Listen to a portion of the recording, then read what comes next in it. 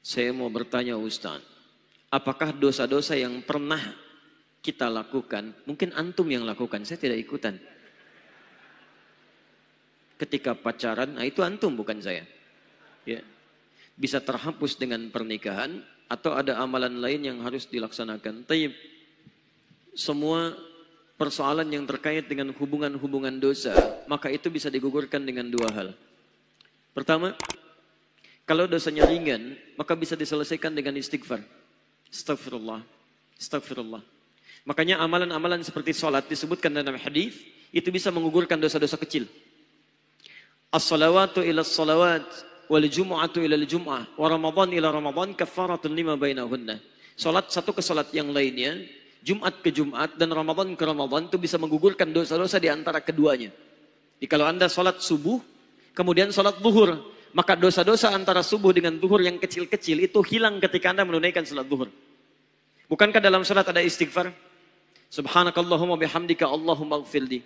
Allahumma ba'id baini wa baina khataayaya kama ba'adta bainal masyriqi wal maghrib. Allahumma naqqini minal khataaya kama yunaqqa thawbul abyadu minad danas. Ketika Anda membacakan kalimat itu digugurkan dosa-dosa kecilnya.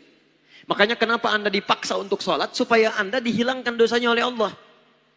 Dua, dosa-dosa yang hilang dengan taubat. Dan taubat itu dibagi dua bagian. Ada taubat dengan penyesalan langsung terhubung dengan Allah. Ada taubat yang berlanjut pada amalan. Contoh, taubat yang langsung bermohon ampunan kepada Allah. Anda pernah meninggalkan sholat.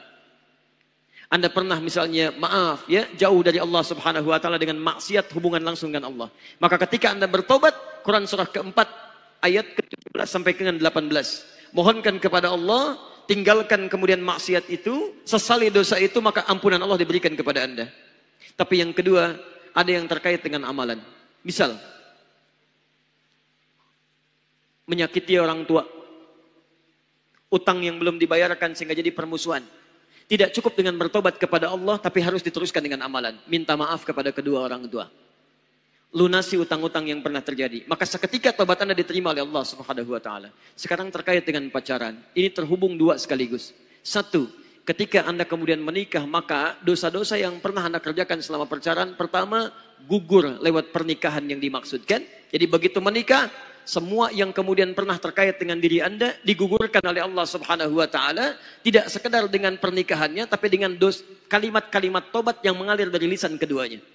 Di satu, dengan pernikahan yang haram menjadi halal, yang tadinya nggak boleh halal, halal, halal. Yang kedua, dosa-dosa Anda digugurkan semasa pacaran dengan syarat pernikahan itu menghadirkan penyesalan atas dosa-dosa yang lalu dengan cara Anda bertobat kepada Allah Subhanahu wa taala. Dia tidak otomatis kemudian menikah, dosa yang lalu gugur, tidak.